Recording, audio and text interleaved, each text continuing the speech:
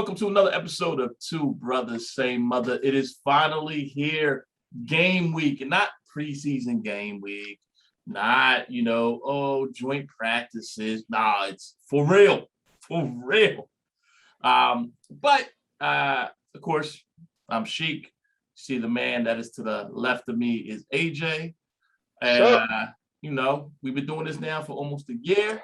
Thank you for everyone that's been watching. As you know, we can follow us on any type of podcast. We're everywhere. We're on Google. We're on Apple. We're on, obviously, YouTube if you're watching on YouTube, too. Pretty much anywhere you can find podcasts. But before I get into everything going on this year, I got to go into the past for a second because I just found something interesting very briefly. The man's jersey that I'm wearing here came out and said that he still wants to fight Donovan McNabb. Like, do you think it's time that he just lets that go? So you literally try to knock the man out? Clean, I knocked Chunky Suit from him. from 2004. And I remember I was reading it and I said, man, he out loud, man, he just need to let this go. And my wife came by and was just like, what? And I was like, nothing, just nothing. He in the words of a few people in my life, he just needs a good relationship. Like he needs to talk to somebody or a good therapist. He don't need no relationship. Homeboy got so many damn kids. What? No, not a good one night relationship. I mean, like, woman, let me understand you.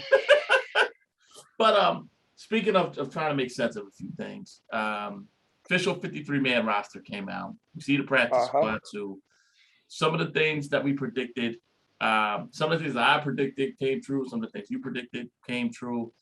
But I want to ask you, and I got a few marked down here, between 53-man roster and the depth chart, and any surprises to you? Not necessarily about, I know we talked about like cuts and stuff, but like just how things shaped up now that we're about to go into game day. I thought they would keep LaRaven Clark over on the active roster over Toth. I think the biggest surprise wasn't names, was the simple fact, and they still have them there, that the Eagles kept 7 linebackers on the 53. I know, listen, I know Schwartz being like, really? A team that notoriously does not put any value in linebackers kept 7 of them. Kept 7 on the active, like I mean, and they're still there. Like it's not like they haven't. So I just and so forget all the names. That's probably the most glaring thing as far as the surprise of everything.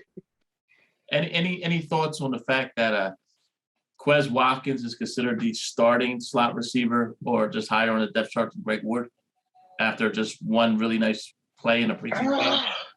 I know he's done well in practice, so I'm not trying to diminish. But as far as I don't know. I mean, it's week 1, and I think that's with this coaching staff. That's all they could really go by. Right, is what they saw in this training camp. But I think once some of the dust settles and things like that, like Sirianni and that staff really seem like they know football, like they're real ball coaches. So I think they will see that and be like, okay, all right, well, Greg Ward is more of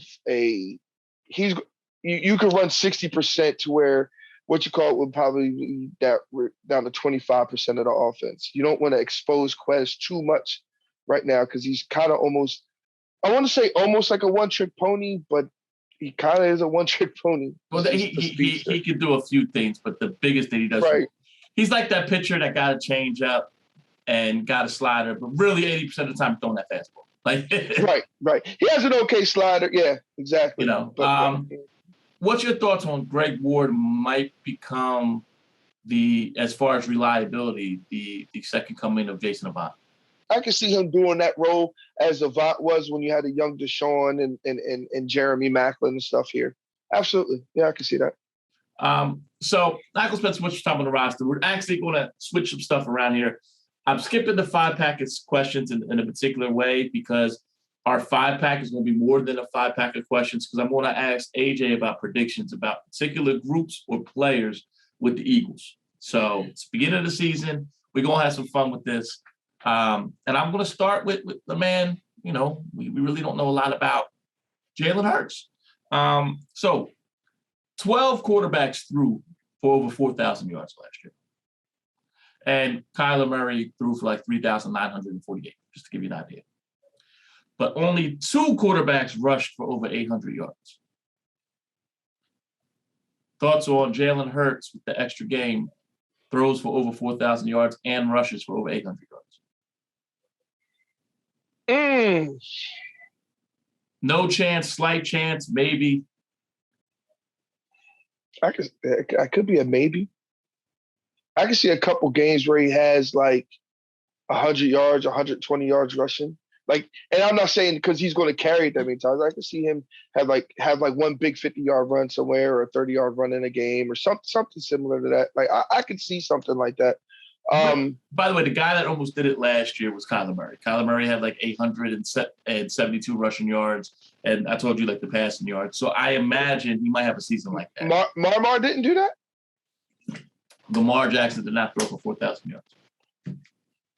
Yeah, he barely probably threw for 1,000. Sorry, just kidding. He did run for over 1,000 yards.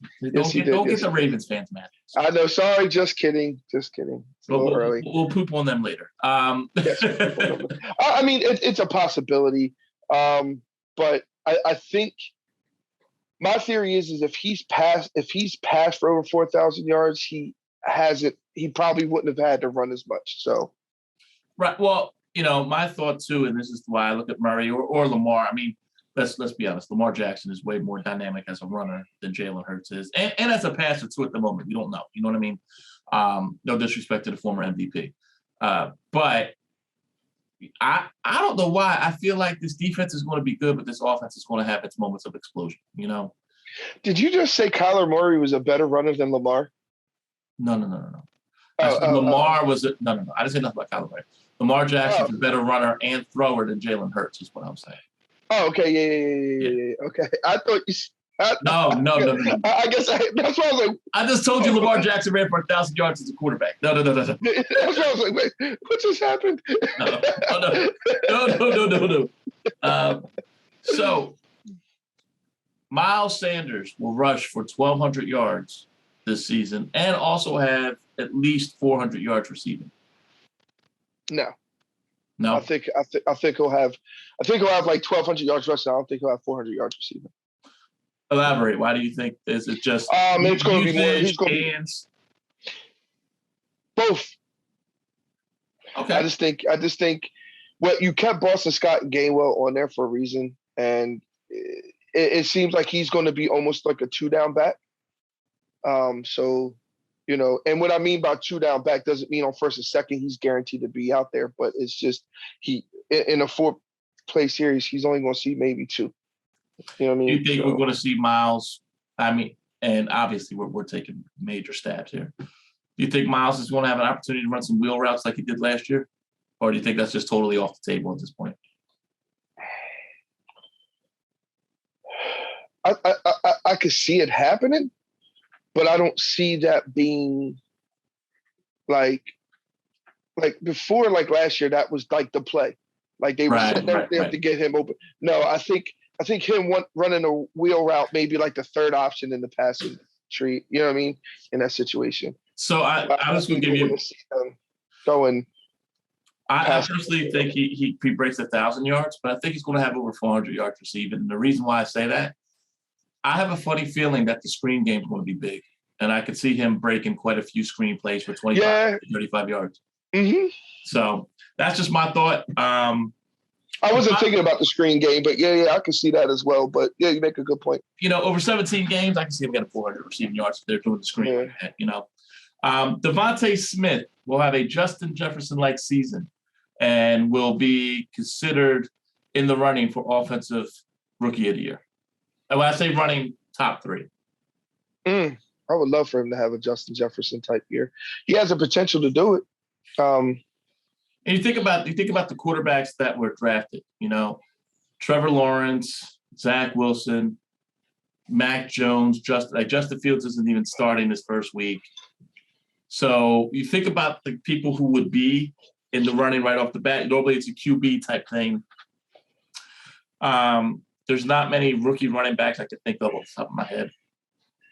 So I really think that maybe that Mac Jones, because he's on a good team, or Kyle Pitts, There's stuff that's coming out of, Bengals camp with Jamar Chase and all that. That doesn't look, too promising. Yeah, I think Devontae Smith has as good as chance as anybody.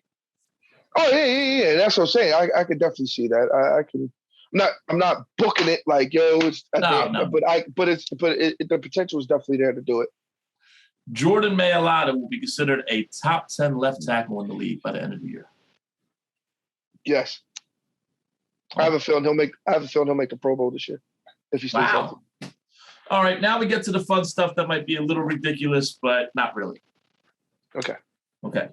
Last year, the Eagles defense had 49.5 sacks. Okay. Mhm. 42.5 of them came from Beeline and Avery. Mm-hmm. This year, the Eagles defense will have 1.5 times that, which will be 61 sacks or more. Put that in historical perspective. The best season for an Eagles defense with sacks was the 89 season where they had 62. Yeah. I think they could get that just because that defensive line is deep and they're young and experienced. They have a good ebb and flow of it, and I think there's some guys that have some things to prove on that D line too. So let me ask you something. This is going to sound weird, but follow me on this.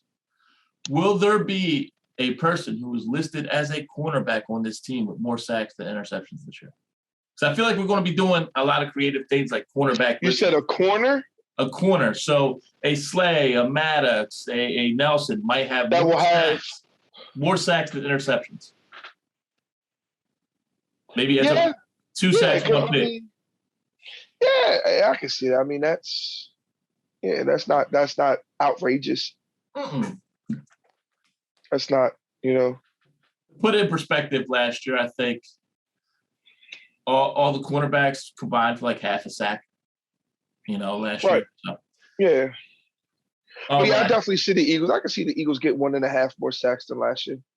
Okay. They were what, third last year? I think something like that, yeah. Yeah, second or third, yeah. If they did that, that would put them in top 10 of all time. The last team to get that many sacks was the 2006 Chargers. Okay. But at the same time, it doesn't seem outrageous. You know what I mean? Like, that's what's crazy. It doesn't seem outrageous because I know there's a lot of hype with Washington and the Giants, but their lines are average. And then you throw in the Jets line in there. You throw in, there's a couple the teams. Detroit's line, Yeah, Detroit. Falcons line isn't all that great either.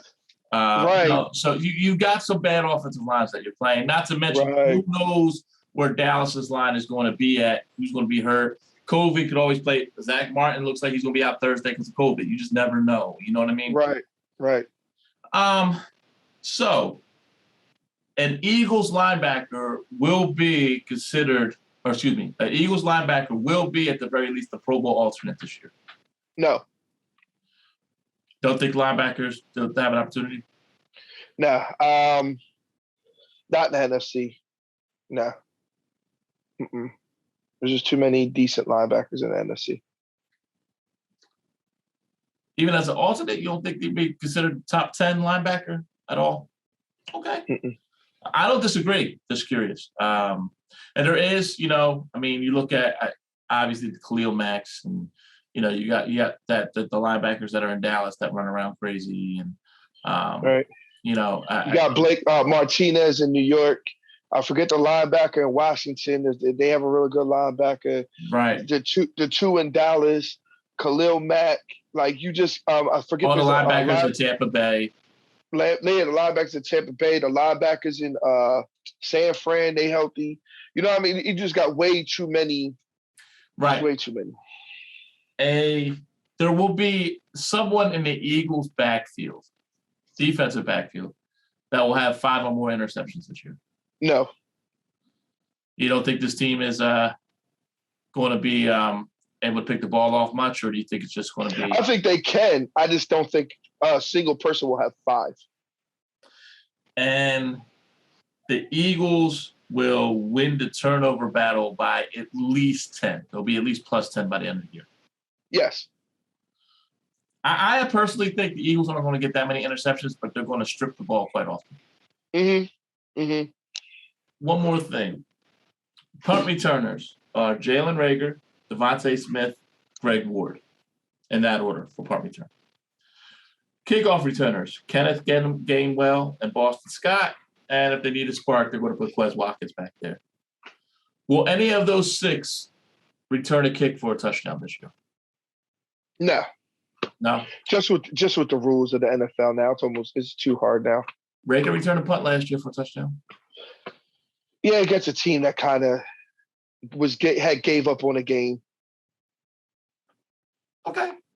And caught him off guard. That wasn't because he's so dynamic. It was luck. Like that was pure luck. Jalen Rager sucks. Got it. No. So, all right. Now we're going to get to.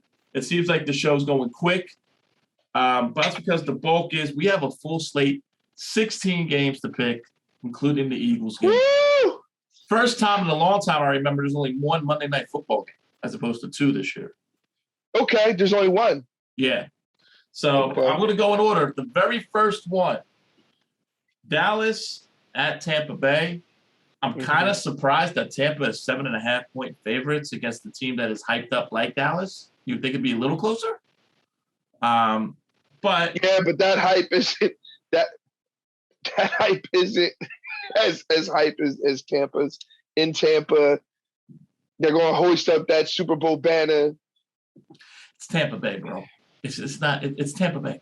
Half the people. I don't even know if they sell out the game. It's Tampa Bay. No, I'm just saying. I'm talking about that team. Like, look what they did. And I know the offensive line was banged up. Even though the crowd wasn't packed or whatever, it was just the team, just the mere thought of them playing on their home field. Like, Tom Brady is notoriously slow in his later years. I think they might overlook Dallas a bit, man. Just saying. And Dak has not played football in a year and a half, and he's just coming off of the shoulder strain. And I know Sue's just been activated. I get it. Don't get me wrong. I'm predicting the Bucs to win, but I think it's going to be a lot closer than people think. I think this could be a 27-24 game. Bucs are going to win. But yeah. By the way, I didn't write down the score. AJ didn't write down the score. As we talk about it, we'll try to talk ourselves in and out of stuff. So. Yeah. Oh, you said 27-24? 31-20, Tampa. Okay. Because I think the difference is going to be a defensive touchdown by Tampa. Oh, okay. So if you're on AJ's side, you bet the Bucs. If you're on my side, you bet the Cowboys, which I suggest this is one of those times no one be on my side. I never. Right.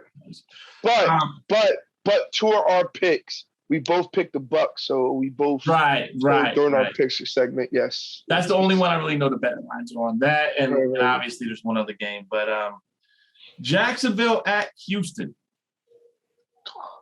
3-0. What's weird? I don't know why. I got this feeling that it's not going to be a barn burner, but it's going to be a relatively high-scoring game. Not because the offenses are good, but because the defense is so bad. The offenses are bad. It's fucking worst game ever. Oh my God. It's so horrible. I'm sorry. Why are they even playing this game? This is going to look like a 4th preseason game with fucking starters. Tyrod Taylor starts his Pro Bowl campaign right here.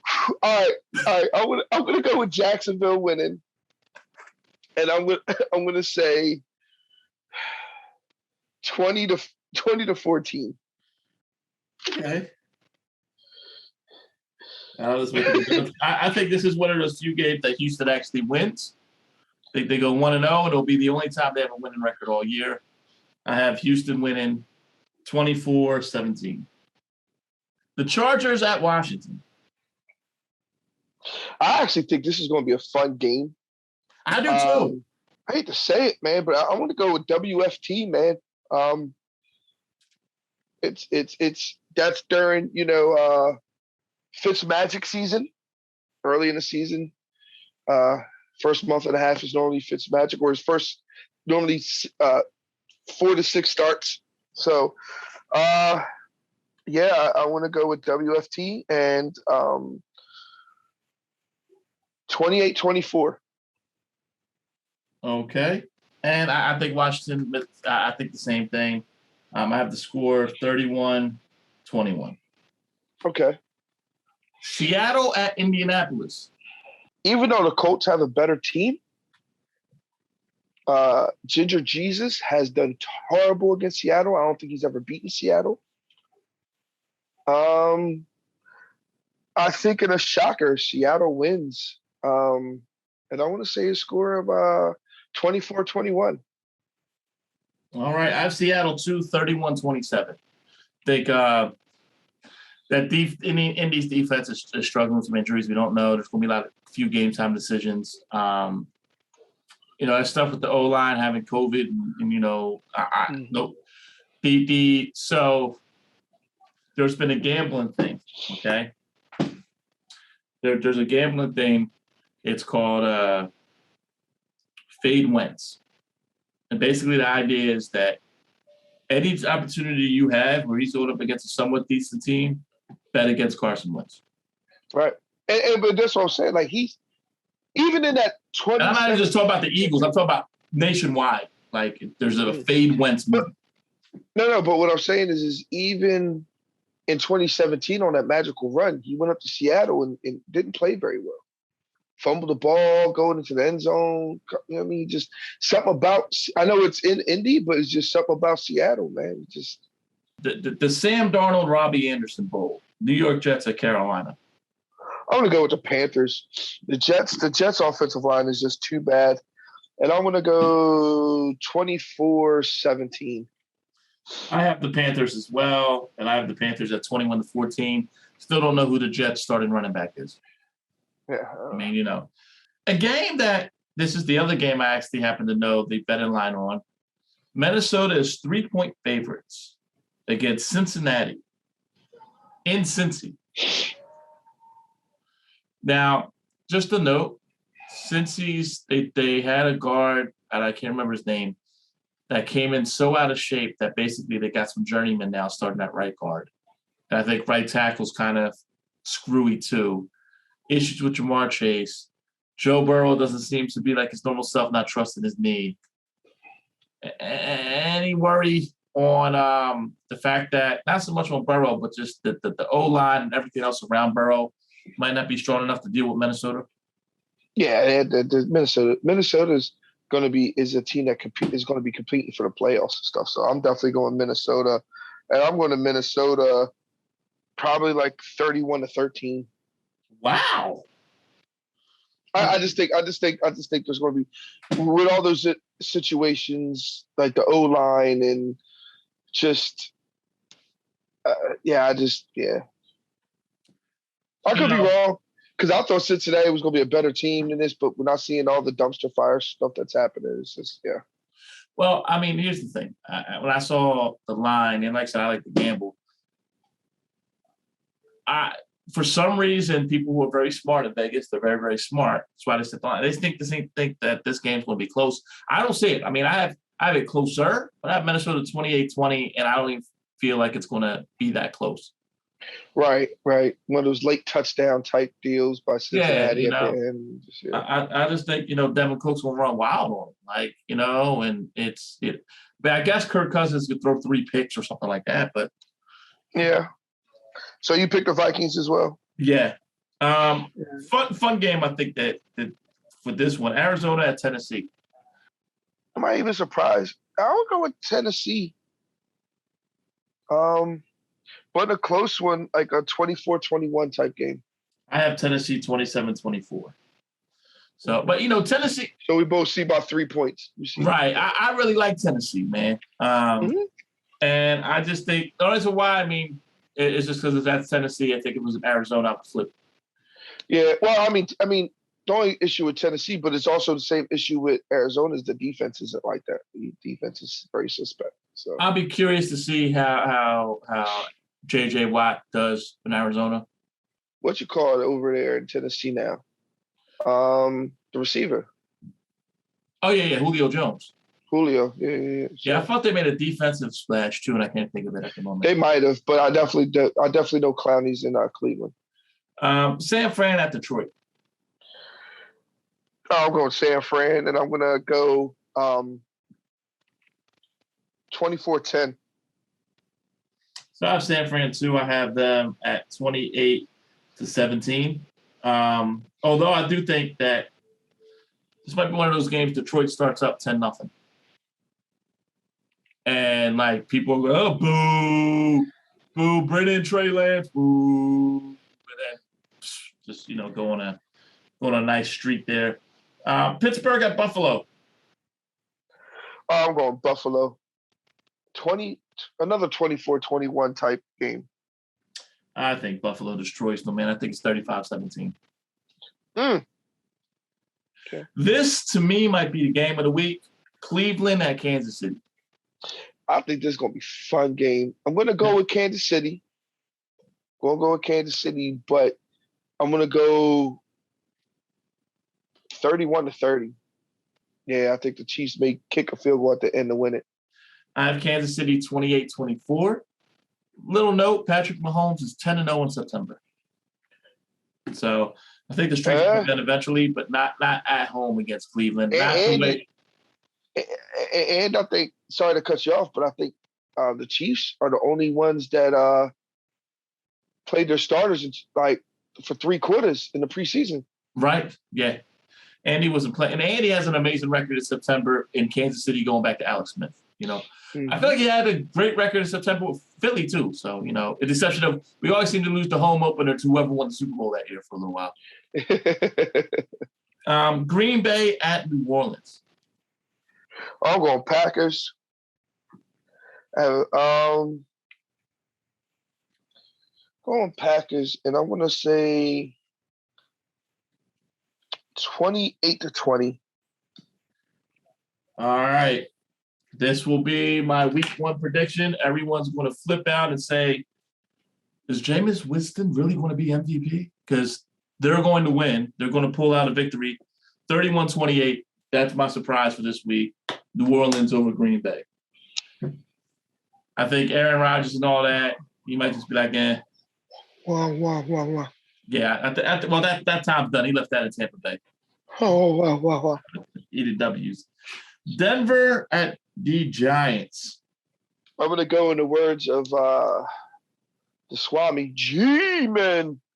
Going Giants, and I'm going to say 27-23.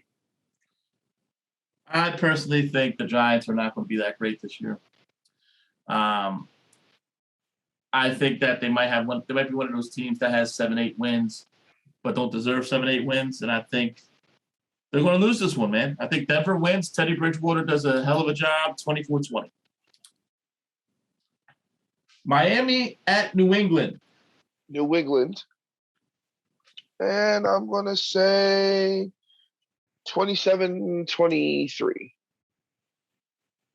27-23. I have New England 35-31. I think that Mac Jones looks incredible, but Tua does his thing too. Sunday night, the Bears against the Rams. This is going to be a laugher. I think the Rams win. And I'm going to say 31-13. I have that exact score, but the Rams winning as well. So, and then Monday night, your Baltimore Ravens against the Las Vegas Raiders. Report is that Mike Mayock's on the hot seat, and if you look at his picks past couple of years, he probably should be. Picks haven't been working out. What's your thoughts? I think the Ravens going to win in a laugher. And I want to say 30-10. 30-10. I have the Ravens 38-28. But I think the Raiders get that 28 points by smoke and mirrors. Then we have the game that we all care about. Mm-hmm. The Eagles against the Falcons. Kyle Pitts against Devontae Smith. Arthur Smith against Nick Sirianni. A lot of people making their debuts. Of course, you got Matty Ice, who is the wily veteran there. Darius Slato is becoming a wily veteran on that part as well on defense for the Birds, along with the captain, Brandon Graham, and what have you. Your thoughts? I think the Eagles win this game, and not because I'm a homer. Like, if you break certain things down, so you would give the QB nod to them just because Matt Ryan's proven, but you would give the running back to the Eagles, right? So it breaks down pretty, but where the Eagles are across the board better than the Falcons is the offensive and defensive lines. Mm-hmm. And that's where I think we really do it. Get it? I mean, I know I keep forgetting the one receiver's name. And Calvin they got Ridley? Pitts. Yeah, Ridley, and then I got Pitts, but I just think Matt Ryan's just not going to have a whole lot of time. Their offensive line is mediocre at best. So I just think they're going to have a lot of problems blocking Sweat and Barnett and Hargreaves. It's just going to be Matt Ryan. It's going to be a long day for Matt Ryan, and I'm going to go 24-14 Eagles. Arthur Smith comes from Tennessee. You know, they had Derrick Henry, right? Mike Davis is not Derrick Henry. I think this is going to be a coming out party for a few people. I think this is going to be one of those things where the Eagles jump big time on them. You're going to see a couple really big plays out of Miles Sanders, Devontae Smith, Jalen Hurts. Everybody's going to look great. And then all of a sudden the Falcons are going to start coming back. But the Eagles hold on. I got it 31-28. Ooh, win, got a high score. but I don't think we feel great about it. So I think it's one of those games where we're up 28-14 going into the fourth, and we end up winning 31-28. Defense maybe does a bend not break. And Atlanta, we're talking about why can't we beat the Eagles when we have the ball last? It seems like we always lose to the Eagles when we have the ball last. Yeah, I totally disagree with that.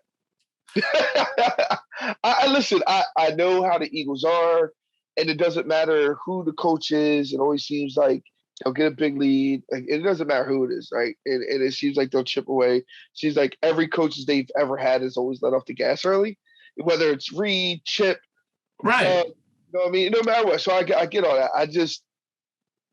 I think it's going to be a slow drip. Like, we're going to get some chunk plays, but we're going to win the time of possession. And I just don't see. I mean, they'll get a couple good plays, but I just don't. That defensive line is just going to wreak havoc against them. I agree. And Matt Ryan is just feet on concrete. Like, you know what I'm saying? Like, he's just. I just have visions of almost like Andy Reid's first game, except for we win the game, where they're interviewing people at halftime and we have a big lead and, they're going to the Super Bowl. And then they, fans were so confident. Yeah. 28-14 or 28-7, and then like the Falcons, if there maybe be some unforced errors on offense or something, and Matt Ryan is not going to give up and put a few things together, maybe some defensive errors to allow them to come back. Yeah. Yeah. Listen, the one thing I hope we're both right about is that I would prefer a 24-15 with a defensive thing, but Jalen Hurts is not Doug Peterson and Devontae Smith is not Brian Finneran. Well, no, I told you they're going to win. You know what I mean? I'm just saying. Or like you said, Chip Kelly with the whole Mike Vick thing where they jumped on a big lead and then, they almost lost, Doug Peterson's first game, I mean, obviously that was Cleveland. Cleveland was not even an NFL team. Right. But that was actually still kind of a close game. The only game that they actually blew it open where everybody opened their eyes up was that game against Pittsburgh, because Pittsburgh was like a Super Bowl contender that year. Right. When it was predicted, and they ended up rocking them. But no, I I feel you. I just think that these guys are outside of Jeff Stoutland, who is our offensive line coach. We don't have a coach over the age of 45. And it's these young bulls and the coaches have got something to prove. Like, We got I coaches just- younger than Matt Ryan, more than one. man, I just see them just what to prove everybody wrong because everybody's like, oh, this and this, you know what I mean? Like, oh, they're young, and then Sirianni. Like now, granted, locally, people have embraced Sirianni more. You know what I'm saying? He's actually starting to become beloved in Philly, especially. I've never seen a guy, even in Philly, jump from and not even coach a game or play a game, jump from where he was after that first interview to where he is now in such a short time. You know what I mean? Like it was disastrous. Like they were getting ready to burn down the league with him in it, and then now it's like they're all loving the guy. You know what I mean? The city. So and rightfully so. He's come a long way. I just Bottom line, man, I mean, Philly's one of those weird towns. It's about attitude. A lot of people's favorite coach for the Eagles never won a playoff game. A lot of people have disdain towards a coach who was the most winningest coach in Eagles history in Andy Reid and Buddy Ryan. So, very rarely. Because you want to know what Philly's one of them towns, man, that they see through. Not saying Andy was bullshit, but he wasn't an open book. Where Philly, they love the guy that wears his heart on his sleeve. Right. And they see through Sirianni. Like Sirianni ain't about the bullshit. So let me ask you something. I'm going to kind of because we're at the end of our show, and I do want to bring up one or two other little things beyond football. But I want to ask you one question that I've been pondering, and we might be able to go into it in another show. As far as hometown team, the 2017-2018 Philadelphia Eagles, if you think about who were the leaders of that team, the most disliked Super Bowl winners ever. Because you think about it, I mean, I'm not talking about Nick Foles, but Carson Wentz was that starter for 13 weeks. Alshon Jeffrey. A lot of people have their feelings about Malcolm Jenkins. The running backs and stuff. I mean, like the guys that we level on that team were borderline mercenaries. The Chris Longs, the Nick Foles, but the guys who were supposed to be your cornerstones. Doug Peterson as a coach, like. It just seems weird, doesn't it? You would think that who won the first Super Bowl of Philly, you would love all of them so much all the time. And it's like, nah. In 2016 and 2017, they were loved. I mean, even in 2018, like 2018-19, they were loved. It's just once again, we saw through the bullshit. Right, I'm not saying it's undeserved. But Yeah. you would think, prior to that, if I told you, hey man, the 5 or 6 stars of the first team to win a Super Bowl in Philly would be at the very least indifferent, but you'd have people that have strong negative opinions about them. Obviously, Malcolm Jenkins is a little different because his seems to be more political views and how he left with wanting more money. But I mean, like, how almost the whole fan base dislikes Carson Wentz. Almost the whole fan base dislikes Alshon Jeffrey.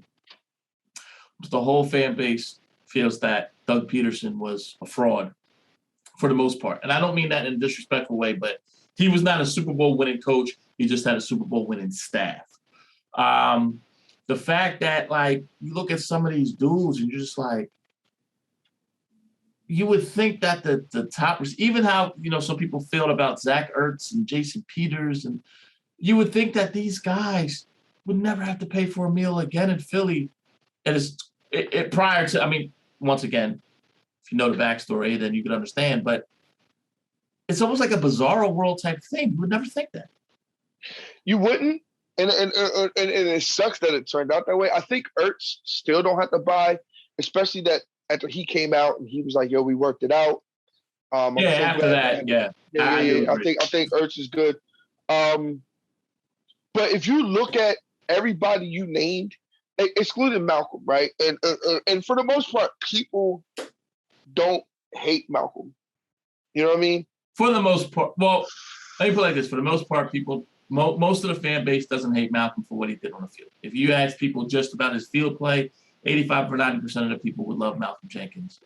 Yeah. But I feel the fan base is very torn on his political views and how he ended his Eagles tenure. Yeah. But I still think if Malcolm came here and people saw him at a bar or saw him at a restaurant, people would try to pick up the tab. But the other people, the Wentz, the I mean, your starting corners Alshon. your starting corners were Ronald Darby and Jalen Mills, and I don't feel either one of them. I mean, we don't dislike them, but it's just indifferent. Like, yeah. Right. Well, here's the thing. I think even with Jalen, there's somebody saw because the reason why, even though people were like, "Yo, he stinks," which he did, right? But they were still like, "Yo, at least he's trying." Right. True. He's trying. You know what I mean? You always have those plays against Julio in the end zone, bro. Right. Same thing with Darby. He stinks, but he did sacrifice himself for that interception. You know what I mean? But I can. But you named Alshon. I would have never thought that Jason Peters would be thought of the way he does. And Carson, especially those three, they did that shit to themselves. Oh yeah, absolutely. And it's rightfully so that there's disdain for them in Philly. I would argue the people who had some of the biggest moments on that team that are probably loved, that give you warm and fuzzy feelings from that team, were only here for a year, maybe a year and a half. Chris Long, Nick Foles, granted it was a second stint. Corey Clement and Jay Ajayi. I mean, like Patrick Robinson. I almost said Patrick Peterson. Like, it's just crazy to me that I would have never in a million years would have dreamt up that the Eagles Super Bowl team. Like, the one guy I feel like that was on that team that you have warm and fuzzy feelings about, that was Eagle for life, hopefully would be in the Eagles Ring of Honor. I don't know if he's there just yet. Maybe he is. Brandon Graham. Jason Kelce is not only Eagles Hall of Kelce. Yes, Kelce. I'm sorry. He's arguably NFL Hall of Fame. Right, yeah, Jason Kelce. You're right. I take that back. But I mean, there's still a lot of guys. And the other day I was sitting there thinking, I was just maybe like, Lane Johnson too, but we still got a lot of guys on this team that where our strengths are that were on that Super Bowl team. Right. You figure Brandon Graham, Derek Barnett, and Fletcher Cox. Those are three of our starters on that defensive line, which I think is going to be one of the tops in the league. That whole offensive line outside Mahalata was the starting offensive line. Well, Sam Allen, was he started for us? No, I'm sorry. He got benched. He got benched for Wisniewski. But he was on the team at that time. You get what I'm saying? He was battling for a starting position. So you figured those guys, man, like, you know what I mean? So you figure that the right side, from the center to the right side, all those guys were starting in the Super Bowl. So that's big, man. And people don't realize that. People are like, oh, I get the receiving core is young. But they act like Greg Ward hasn't been on this team, hasn't been a starter in this league for 4 years now. Right. You know what I mean? I think the one interesting thing, so I will ask you this. If Devontae Smith was to go down, let's say with a high ankle sprain, it's like 4 to 6 weeks, do you think there's a possibility that they would look to bring in a veteran receiver, even just for leadership? Or they would just rock out with what they got and just call up Hightower? Yeah, rock out what they got and just, like you said, call up Hightower. Yeah, they would just pull up Hightower, that's all. And I think Quez would fill in the roles where Devontae would fill in just because of his speed. So if you were hoping for Jordan Matthews to come back, no. Well, Jordan Matthews would be a tight end, so true. And I'm pretty sure he's him and Carson Wentz is trying to talk Frank Reich into signing him. Oh boy. Okay. Yeah. Well, Listen, y'all, that's our show. So happy to keep on bringing you a lot of Eagles coverage throughout the whole year. Things are ramping up. Just remember, we are on anywhere you can get podcasts, man. Like I said, Apple Podcasts, Google Podcasts. You can find us all over the place through Anchor. We're also on YouTube. Don't forget, man, like, subscribe, check us out. We got our Facebook page as well. We're going to be bringing you a bunch of stuff with the Eagles and just other stuff too. We'll go back to kind of our similar 5-pack of questions where we talk about a little more than just football. But thought that'd be fun, including I will give you a preview for next week, regardless win, lose, or indifferent. There's a particular game that's celebrating a 30th anniversary, a video game that is celebrating the 30th anniversary this year. That me and you played quite a bit, so I'm going to talk to you about that. So just let you marinate on that. All right. All right, y'all. Talk to you later. Peace out. Stay safe. Peace.